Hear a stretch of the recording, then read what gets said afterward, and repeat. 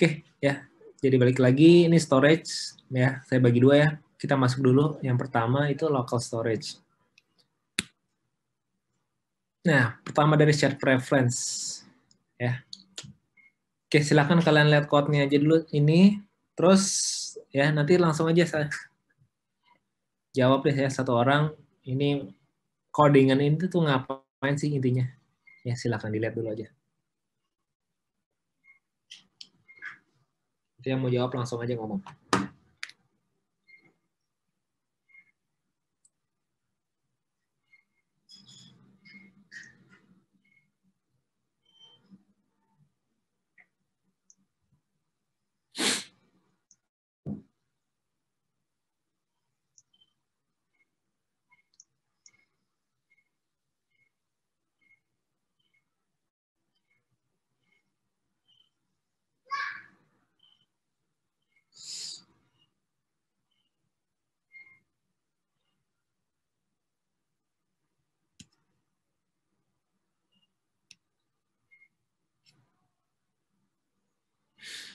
Oke, benar ya. Dari Muhammad Rafli. Nah, jadi ini benar ini nyimpen data ke shared preference ya. Data apa yang disimpan? Yang disimpan adalah sebuah data yang tipenya integer. Ya, ini ceritanya integernya new high score.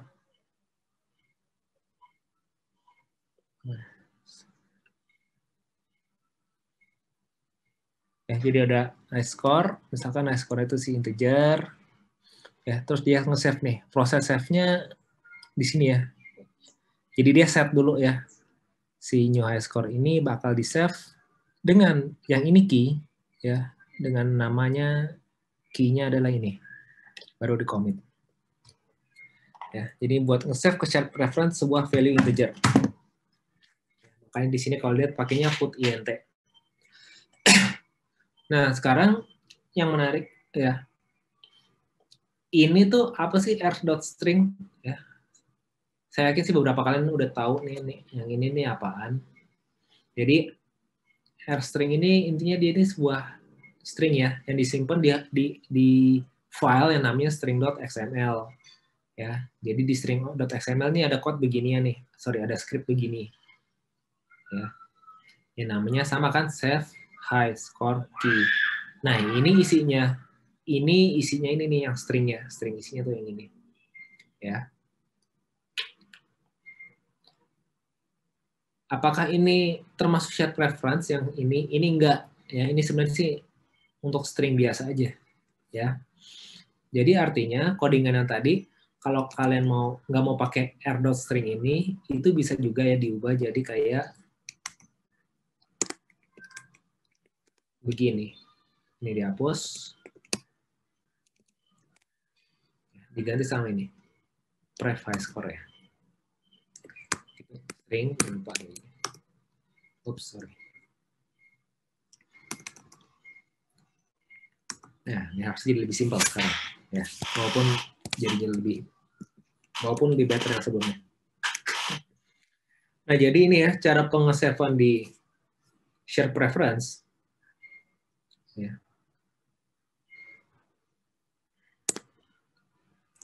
Jadi share preference itu sebenarnya adalah by key ya. Key-nya ini key-nya.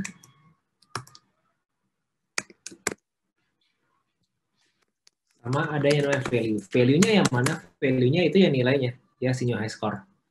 Ya tergantung berapa. Misalkan saya di sini tembak 100. Ya udah berarti value-nya ada 100 ya.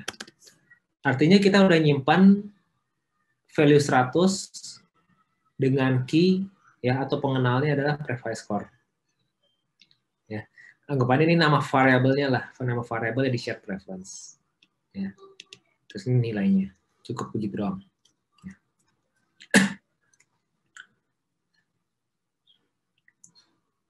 Oke, sekarang yang ini ngapain nih? Ini mau jawab lagi nggak nih? Silakan dilihat dulu.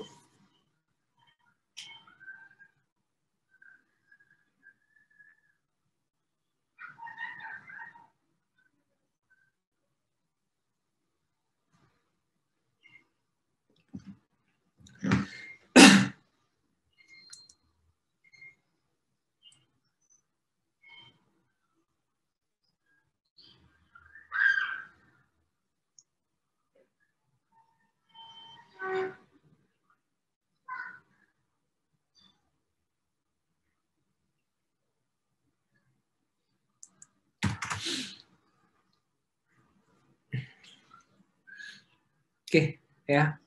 Nah, ini bukan masukin nilai, ya, tapi ngebaca dari shared preference, ya. Kalau sebelumnya nyimpen data dari shared preference, sekarang baca data dari shared preference.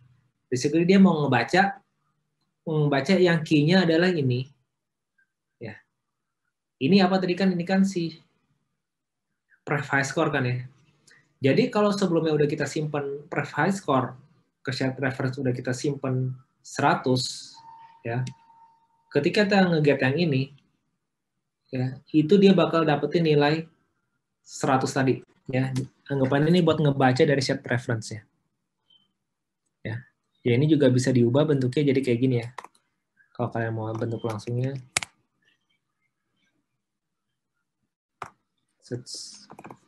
Misalkan kalian nggak mau pakai get string gini.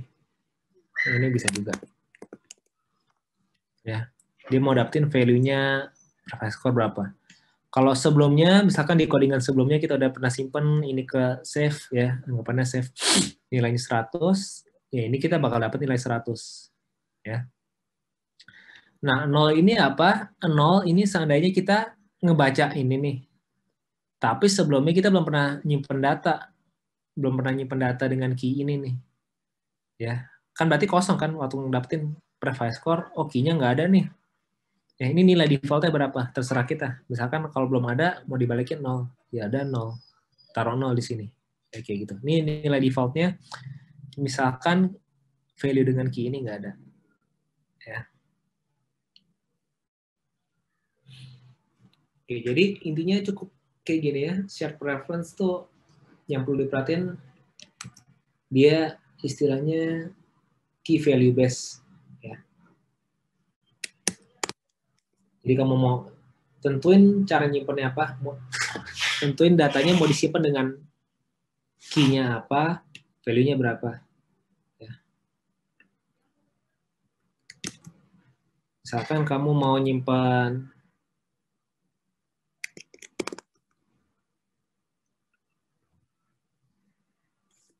data dengan nama pref username.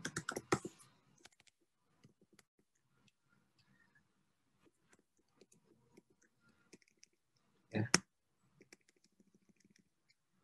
Ini nanti bisa juga nih, ada put int, ada put string. 001. Nah, ini artinya kita ke share preference, udah nyimpan, udah nge-store key-nya, kalau key pref username, value-nya adalah user 01. Ya, kayak gitu jadinya.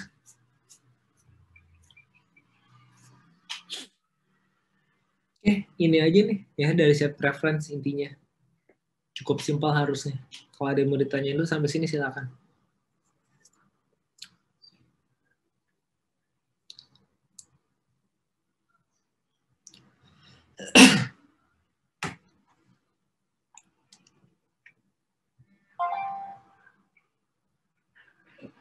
Oke, array bisa ya. Array-nya tapi cuma string ya. Seingat saya string, pakai put string set kalau nggak salah. Ya.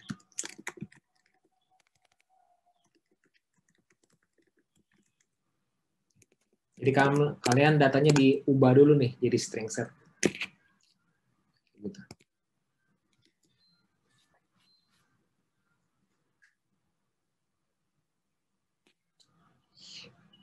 Lagi mau ditanyain?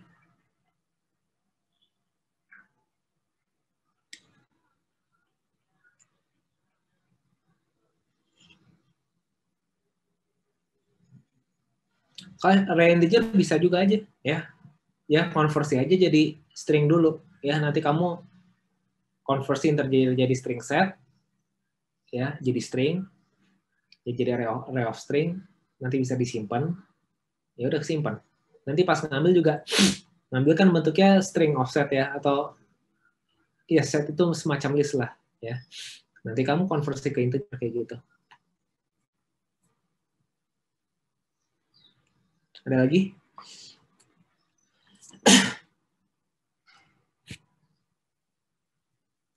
Oke, nggak ada, saya lanjut lagi. Nah, kita langsung masuk ke SQLite ya. Dan ini kalau dilihat SQLite saya slide-nya nggak banyak Ya, kenapa? Karena penjelasannya di yang SQLite di slide yang ini udah banyak banget. Ya, nanti kalian tinggal lihat-lihat di slide yang Binma ya, udah banyak. Nanti kalian lihat aja. Oke, SQLite datanya berupa apa sih disimpan?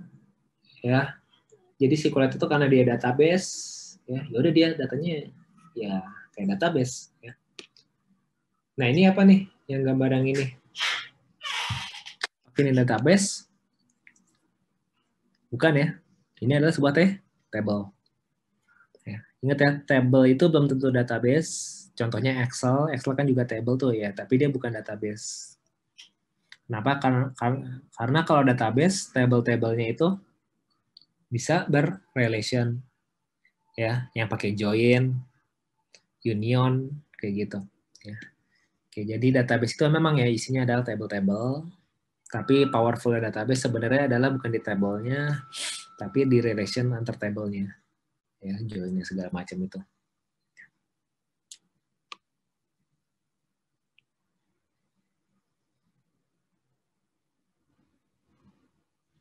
Oke, jadi untuk detailnya nanti ya ini yang SQLite, silakan kalian cek aja. Ya, intinya sih sama persis ya dengan yang kalian pelajarin sebelumnya itu skill server ya untuk basicnya sih ya. Nanti ini kan sebuah table, tinggal nanti yang kalian pelajarin adalah cara query-nya gimana. Ya select-selectnya, insert-nya. Ya, tinggal gitunya aja. Nah, ini yang sebenarnya penting ya. Kapan harus pakai apa? Ya, kapan kita harus pakai shared preference, kapan harus pakai SQLite kayak gitu. Oke, dari kalian ada yang mau kasih pendapat nggak? Kapan kira-kira pakai-pakainya?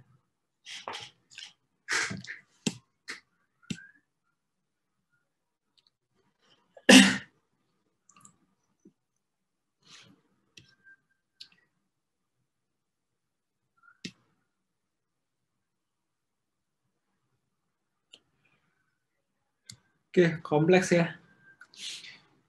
Oke, limitasi kompleksnya apa nih? Personal di lokal. Oke, di situ ya. Oh ya, sebelumnya make sure ini ya, SQLite ini juga lokal ya. Ya, jadi dari kita bahas semuanya lokal. Ya. Oke, ini setting bener ya. Sekarang ini si Raffi benar ya, salah satu contohnya setting. Nah, kenapa setting? Sambil contohin aja ya.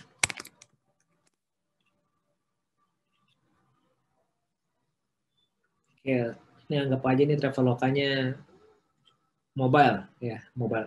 Kita yang mobile apps. Oke, contohnya ini ya, yang tadi. Misalkan kita bisa ganti settingan ini jadi bahasa Inggris dan bahasa Indonesia ya.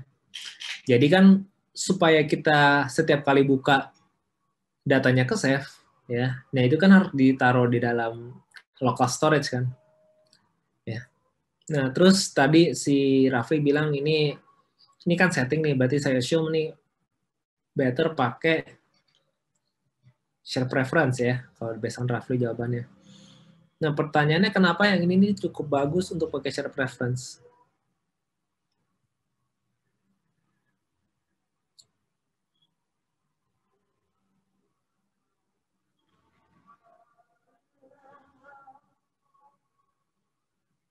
Oke, oke, itu dia ya. Sebenarnya poin yang powerfulnya memang nggak ada relation-nya ya.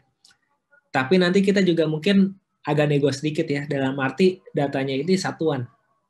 Satuan maksudnya itu nggak berkelompok. Berkelompok maksudnya apa? Misalkan data employee, ID, name, description, ya itu kan berkelompok tuh, walaupun nggak relation.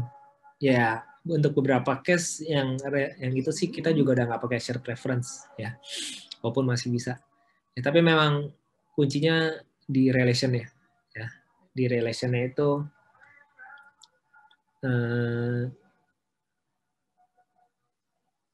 share preference sudah nggak visible lah ya.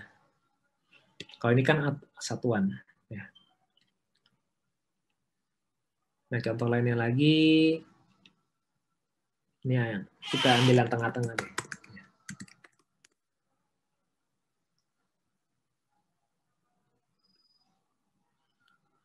Ini Kaskus TV nih. Nah, ini kan ada listnya nih. Nah, ini listnya kan dari network udah pasti.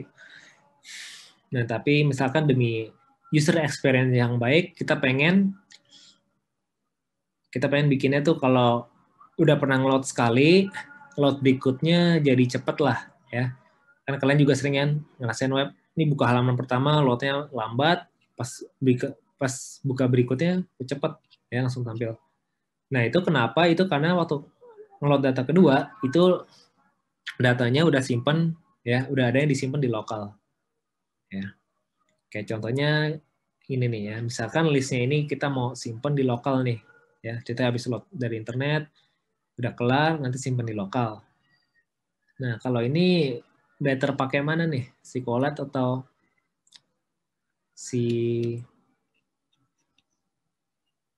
share preference kayaknya?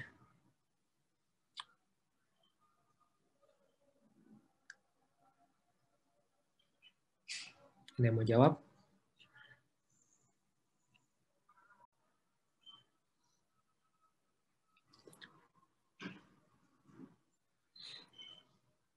Ya, ini sebenarnya sih bisa jadi ini belum ada relasinya, ya. Karena bisa jadi ini satu table, bisa jadi ya. Nah, cuma kalau udah banyak begini sih, ya boleh aja ya kalau mau ditaruh di SQLite langsung. Ya, karena paling enggak datanya tuh udah bisa berbentuk table. Ya, berbentuk table artinya ini kan ada title, ada uploadernya, ada jumlah view. Ya, mereka itu kan satu kesatuan. Ya. Kalau disimpan di share preference, ya kalian maintain-nya repot. Ya, kalian harus tahu berarti, oh share preference yang ini tuh saling terhubung kayak gitu. Ya. Jadi biasanya beberapa sih udah nego-nego aja walaupun nggak ada relation ya, tapi dia udah mulai masuk ke SQLite. Ya. Cuma kalau emang udah relation sih itu udah SQLite udah pasti, itu udah yang absolutnya. Oke, ada lagi yang bertanya dulu sampai di sini.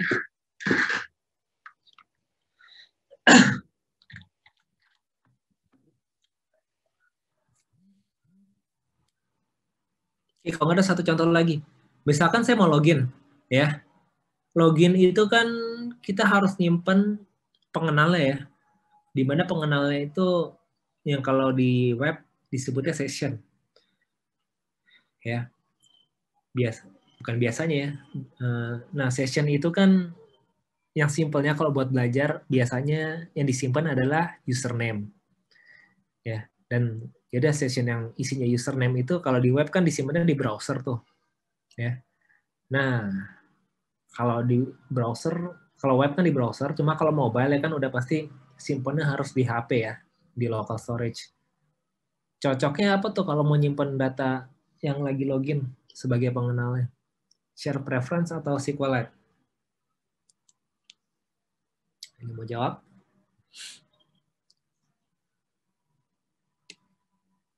Oke, ya, itu juga share preference lagi. Ya. Karena cukup satuan, ya. By the way, ya mungkin kalau untuk awal mah ya sebenarnya better yang disimpan bukan username ya, tapi pakai token. Cuma kalau buat ini doang kita nggak apa-apa. Ya, username dulu. Yang penting paham apa mekanismenya dulu aja.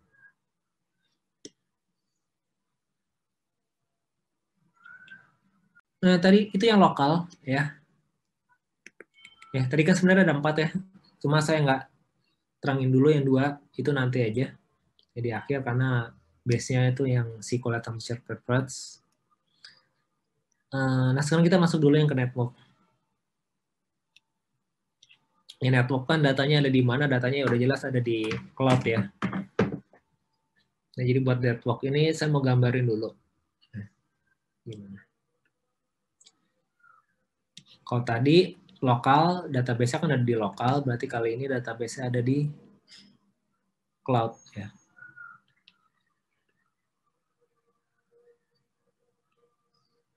Oke, misalkan ini DB di cloud ya, cloud DB.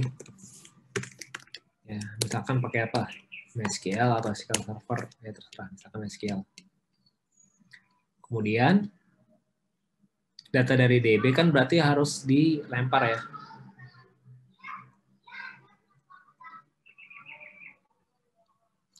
Oke, pertama lemparnya kemana nih? Bukan lempar sih, yang bisa ngambil data siapa? Ya, yaitu si server side. Siapa nih server side? Ya, codingannya bisa banyak ya, PHP, ada Node.js, Ruby on Rails, dan yang lainnya. Ya, misalkan yang dipelajarin pakai PHP atau Laravel. Ya, sini.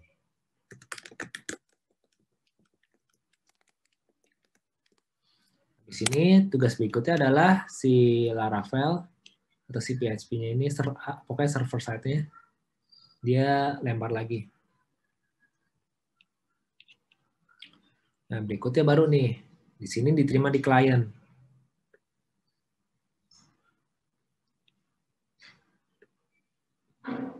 Oke, client side.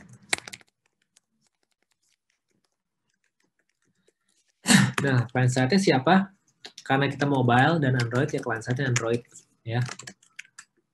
Bahasanya apa? Java. Ya. Terus kalau web, client side-nya apa? Client side-nya browser. Ya, kalau web gitu. Bahasanya ya JavaScript. Ya. Nah, terus satu lagi nih tambahan aja, cuma saya bikin aja juga sekarang. Terakhir ya udah ya. Ini kita coding, kalian coding supaya nampil di UI. Ini contohnya pakai ini. Ya kalian coding fragment segala macam di sini supaya tampil tuh nanti UI-nya.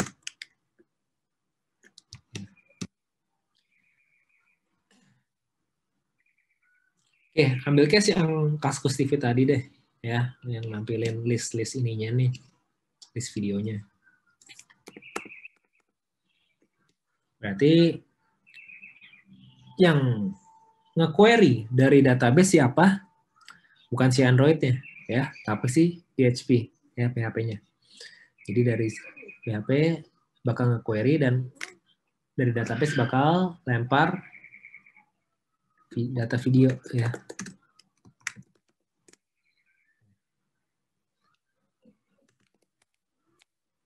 List video.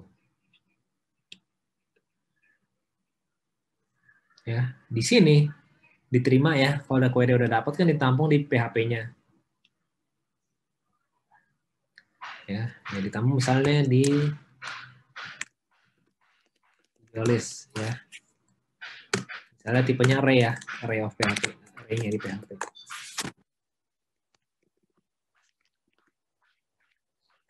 Nah, dari sini dilempar lagi nih ke sini. Nah, di Java terimanya apa? Ya, Java kemungkinan besar terimanya adalah bentuknya list. Ya. List atau array list atau vektor, atau bisa juga array-nya Java. Terus misalkan listnya apa? List tipenya kelas video. Ceritanya nanti kalian bikin ya, satu kelas baru, namanya video, public class video, atributnya ada integer ID, string title, ya, terus image thumbnail segala macam. Baru nih kalian tampil ya.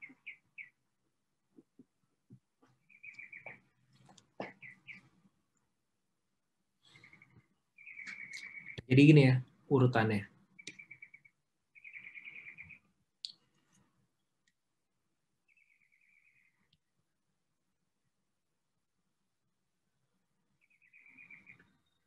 Jadi bagi dua ya. Jadi yang sebelah sini adalah cloud ya. Side cloud atau bisa juga backend. Ini client side-nya.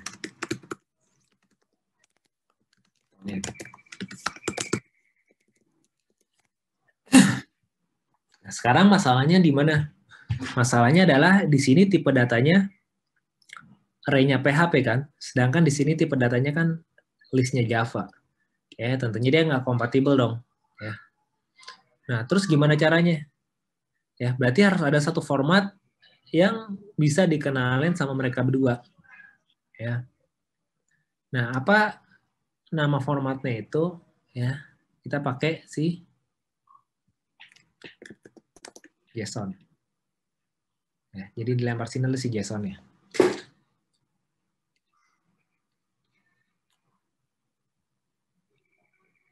Nah, JSON ini apa sih?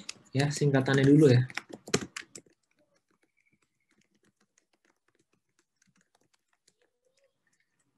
JavaScript Object Notation. Nah, saya kan sering nanya nih, kalau pakai satu kata, apa tuh JSON? Ya udah ambil aja dari salah satu nih, JavaScript atau Object atau Notation. Mana yang paling tepat? Yang paling tepat adalah Notation, ya. Jadi JSON itu adalah sebuah notation atau notasi. Ya, notasi apa? Ya dia kan sekumpulan ya simbolnya atau format yang memiliki arti tertentu. Nah, contoh JSON kayak gimana? Saya buka contohnya di sini ya. Ini contoh public API. Ya, misalkan saya mau contoh nih, ini di sini ada contoh ada buat nampilin list user ya, buat sampel. Saya buka dua deh. Oke, ini JSON. Ya, datanya kayak begini formatnya.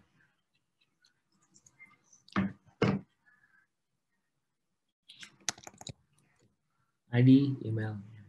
Nah, ini agak susah dibaca ya. Ini nanti saya coba buka di Chrome. Ya. Ini objek JavaScript cara bikinnya kayak begini. Ya. Nah, jadi artinya apa? JSON ini adalah sebuah format yang mirip, yang sama dengan notasinya di apa? Rule-nya cara bikin objek di JavaScript. Ya, jadi sebuah notasi yang mirip objek JavaScript. Ya, makanya JavaScript object notation. Ya, tapi bukan berarti JSON sebuah JavaScript ya. JSON itu ya JSON bukan JavaScript, sebuah format ya. Cuma formatnya aja yang niru objek JavaScript. Ini kalau lihat dia ada sikunya juga ya, kurung siku. Ya, ini array ya. Array, terus ini siku objek pertama, koma, objek kedua, koma, objek ketiga. Array kayak gitu. Ya.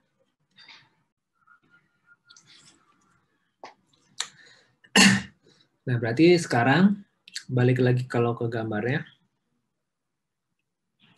Berarti tugasnya adalah dari sini ya, kalau untuk backend ngubah yang tipenya array jadi JSON. Ya, ini cara ubahnya gimana ya, itu cukup gampang ya. Kalau di Laravel tuh kalau nggak salah tinggal tambahin tanda panah, fungsinya udah ada to JSON. Ya, itu udah langsung jadi tuh. Udah langsung jadi. Ya.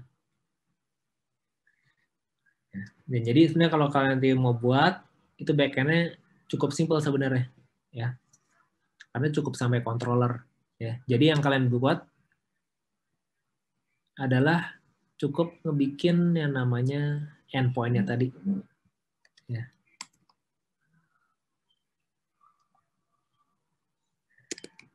Ini kan endpoint ini namanya. Ini namanya endpoint. Ya, kalian harus bisa bikin ininya. Jadi ini yang kalian bikin kalau untuk backend pokoknya gimana caranya supaya jadi bisa munculin ini nih, ya si data-datanya ini. Tampilannya begini aja nggak apa-apa. Ya, dan ini cukup simpel ya karena ini kan harusnya kalau kalian udah lihat di Laravel ini kan root-nya kan ya, root-nya. Terus habis root kan controller. Ya udah cukup sampai controller aja bikinnya.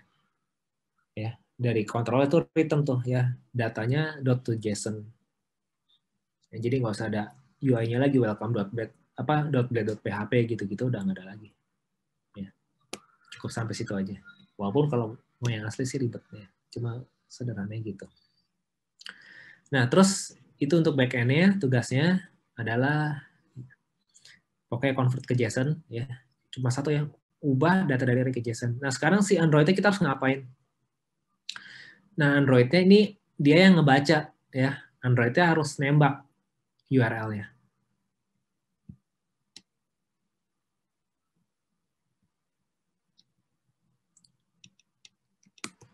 Ya, jadi kalau di Android request endpoint. Ya, ini nembak ya, nembak endpoint yang tadi. Ya, nih si user EP2 ini. Habis diterima, ya berikutnya di convert ya. Convert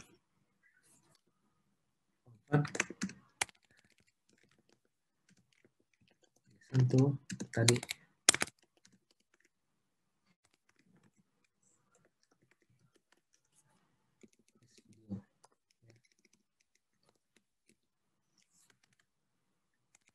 Nah, untuk convertnya pakai apa nih? Ya, untuk convertnya itu by default bisa pakai ini kalau salah JSON. Nanti kalian belajar lagi JSON object dan JSON array. Jadi manual. Kalau mau pakai library, pakai JSON. Ya. Sedangkan kalau mau request endpoint-nya, yang default-nya itu nanti nanti di pelajaran after test ya, ada async task sama HTTP something namanya. Ini saya lupa HTTP apa.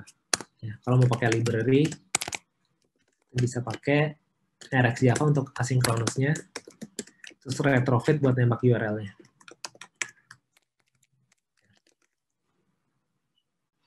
Ya, yang dipakai sih sebenarnya kalau dua ini sih udah nggak dipakai ya.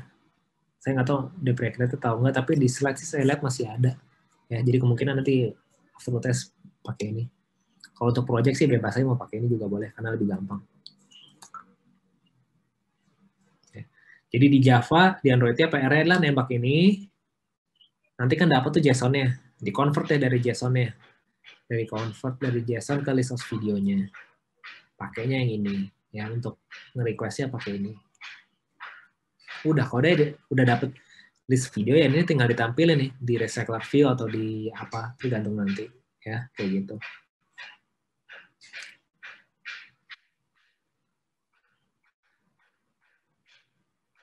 Oke, sampai sini ada mau tanyain dulu? Buat lempar data untuk bagian network datanya.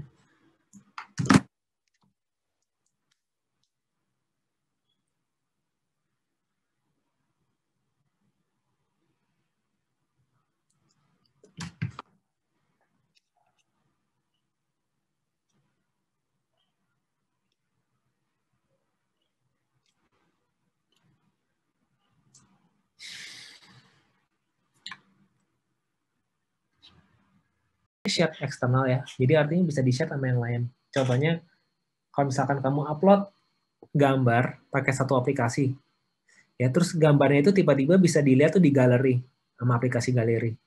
Nah itu contoh yang shared ya, shared eksternal.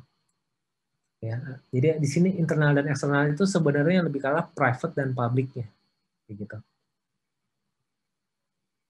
Nah ini sebenarnya agak nggak pas nih baginya kayak gini nih, ya. Karena yang tadi share preference private atau bisa di share tuh yang share preference. Ya, share preference udah lihat di situ ya, ada tulisannya private, ya. SQLite ya sama, ya SQLite juga private, ya, kayak gitu. Jadi sebenarnya dimasukin sini agak kurang pas, ya. Nah jadi sebenarnya apa sih yang mau dimasukin di slide di sini? Kalau di sini kan private, terus kok tiba-tiba ada private lagi di terus ini public sendiri, ya.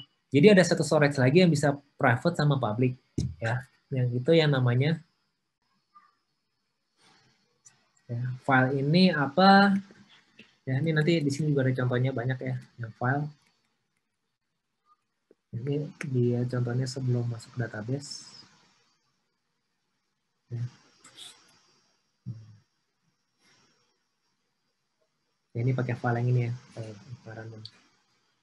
Nah, SQLite table, yang ini keybase kan. Jadi key-nya ini value-nya apa, yang file apa. Yang file ini kalian ya sama persis ya. Kalian bayangin aja file yang kalian pelajarin dulu tuh di semester 1 ya. Jadi bisa text file ya. Bisa nulis ya sebuah teks di situ. Termasuk juga media file, lagu, ya, gambar, PDF, itu juga termasuknya file. Jadi yang ini tuh, ini yang paling fleksibel, dan yang paling banyak. Karena dia selain bisa public dan bisa private, satunya lagi, bukan satu lagi, dia juga datanya bisa macam-macam, bisa media, bisa PDF, bisa teks juga, ya kayak gitu. Jadi ini yang paling banyak ya. Nah satu lagi yang penting selain public dan private-nya itu, ini balik lagi nih ke masalah persisten. Jadi kita mau baru bahas sekarang persistent. Lagi. Kan tadi katanya yang ini better pakai SQLite ya buat nge-store data-datanya ini nih. Misalkan udah mau di lokal ya, jadi kita bikin sub table namanya video misalkan di SQLite. Nah, tapi kalau kita simpan di SQLite ya, ini artinya semakin kita scroll kan data makin banyak ya yang kesimpan.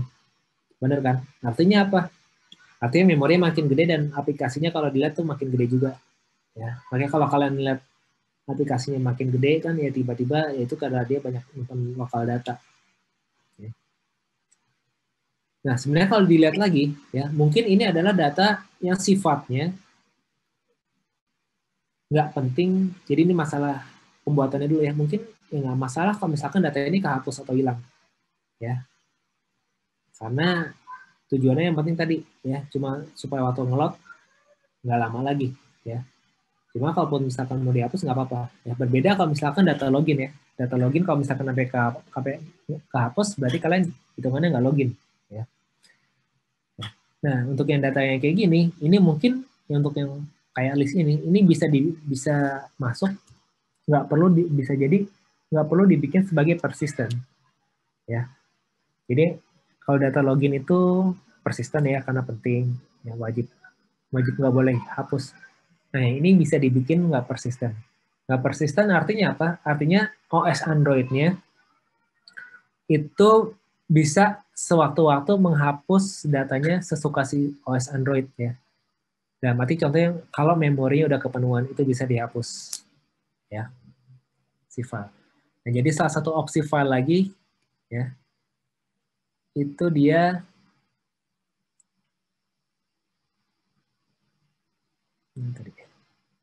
bisa menyimpan cache.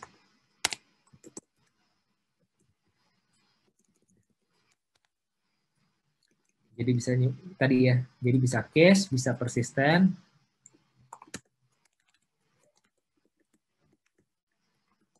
Ya, yang file. Terus tadi bisa apa? Bisa private, bisa. Medianya pun banyak ya, ada teks, ya, PDF, media dan yang lainnya. Jadi file ini yang paling banyak, ya. Nah yang tadi itu sebenarnya kalau list yang tadi itu lebih contohnya di cache, ya jadi nyimpannya di cache. Cuma kalau kalian nanti misalkan pas project mau bikinnya pakai SQLite mungkin lebih gampang ya nggak masalah. Ya, cuma ini pengetahuannya aja, ya. Jadi ya nanti kalian tugasnya coba aja ya kalian coba bikin sendiri nih misalkan tadi ada data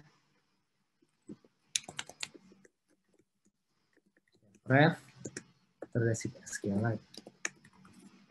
Nanti kalian bikin table nih, bikin table ininya based on data structure kayak gimana, terus based on aksesnya kayak gimana. Misalkan ini private, ini public, yang satu public private, data structure ini keybase dan segala macam ya. Jadi sekalian review. Oke, sampai sini ada pertanyaan dulu.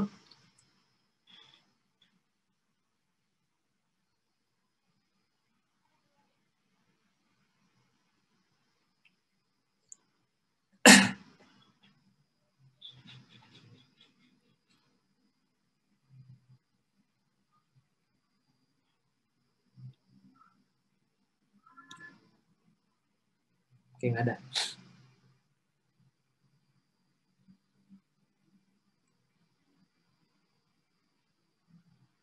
Oke, kalau nggak ada, sekarang saya balik lagi ya ke yang ini awal tadi. Ini sebenarnya bukan related storage ya, cuma ini penting dan saya yakin pas baca tutorial sering juga ketemu kayak gini. Kan tadi saya bilang ada dua cara ya, bukan ada dua cara. Ya, kita bisa masukin pakai cara getString dan string.xml ya. Terus kita harus bikin ininya. Satunya lagi yang kayaknya tuh jadi lebih cepat ya, yang kita langsung tembak string key-nya. Nah, ini ada yang bisa kasih pendapat kira-kira kenapa nih kapan atau kenapa kita perlu pakai yang ini. Ya. Ini karena ini saya kopas dari tutorial dokumentasinya Android ya. Jadi tentunya nggak sembarangan. Karena kalau dilihat sekilas, dengan ini aja lebih simpel. Ya. Ini perlu kayak begini, lebih panjang. Terus perlu bikin string.xml juga kayak begini. Dan menjawab, silakan.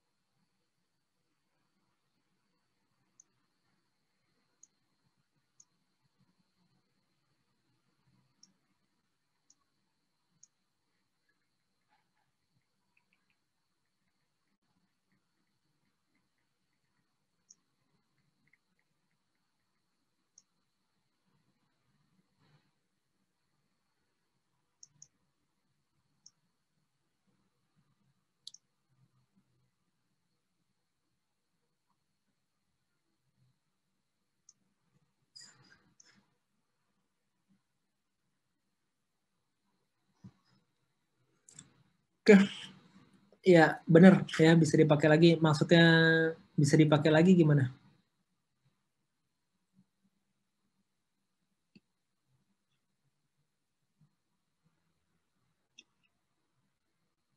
Oke, mau ngomong langsung juga boleh ya, silakan.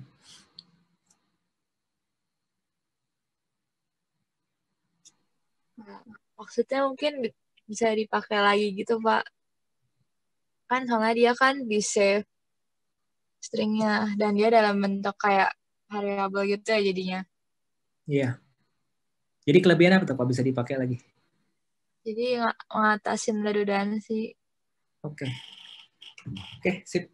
Ya, benar. Nah, jadi yang dibilang ya, misalkan di activity A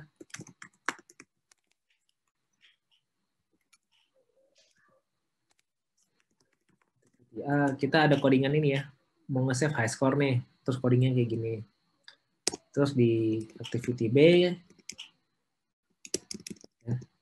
kita mau nge-save high score lagi, ya. Codingannya kayak gimana? Ya harus kayak gini kan, sama persis harus. Nah, tapi misalkan secara nggak sengaja, ya, si programmer ya kita atau programmer lainnya tuh salah ketik gitu, skor kayak gini. Nah, kayak gini kan jadinya dia nyimpan di dua key yang berbeda ya. Satu disimpan di sini di pref high score, satu lagi di key pref high score tanpa E. Ya, sehingga outputnya kan jadi salah ya intinya. Nah, masalahnya di sini nggak bakal ada error. Ya. Ini nggak bakal di-compile, ini nggak error. Ya, cuma mungkin nanti pas jalan tiba-tiba nggak, hasilnya salah. Ya. Tapi kalau kita pakai cara yang tadi, ya, jadi kita sepakatin misalkan kita bikinnya harus pakai ini. Ya. Nah ini nih kalau misalkan kita salah ketik, ini bakal error, ya, karena dia nggak akan mengenali nih high score ini apa, ya, karena sebelumnya udah harus di define dulu di bawahnya yang tadi string assign ini nggak kelihatan tadi ya.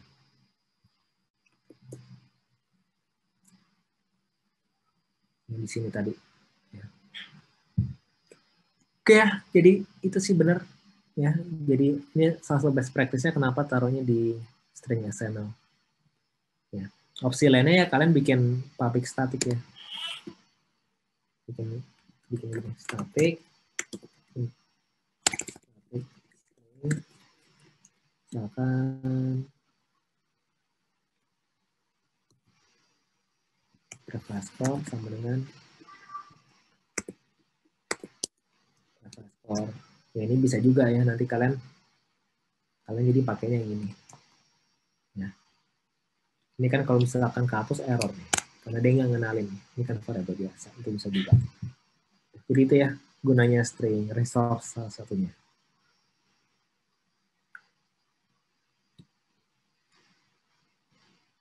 Oke, ada lagi yang mau ditanyain dulu buat materinya hari ini?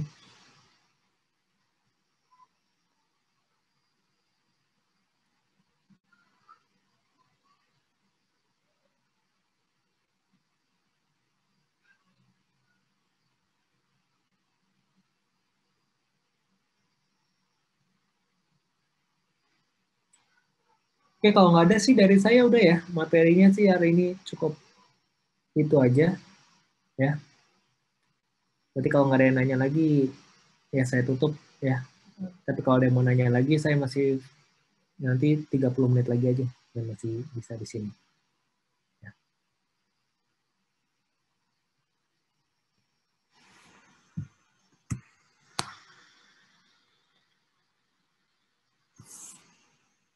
Oke, kalau udah thank you ya buat yang sudah hadir dan sudah belajar.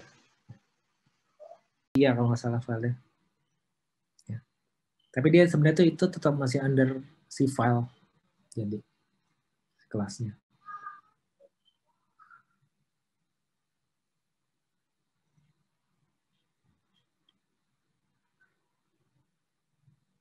Iya, share. Oh, ini baru baca nih, sorry. Share preference harus di commit. Kalau nggak dia nggak nge-save.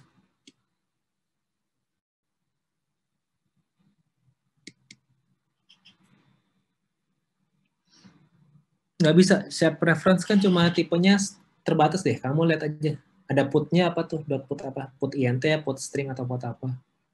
Paling kalau misalkan kayak begitu yang disimpan adalah namanya. Ya, nama file kamu simpan di share preference, tapi file tetap di media. Ya, kayak gitu. SQLite juga, SQLite itu yang disimpan paling nama gambarnya. Ya, jadi waktu pengaksesannya gambar aslinya kalau mau di lokal itu tetap di media. Ya, kamu jadi waktu mau akses media kan perlu namanya tuh. Ya, misalkan namanya ambil dari SQLite itu bisa. Ya.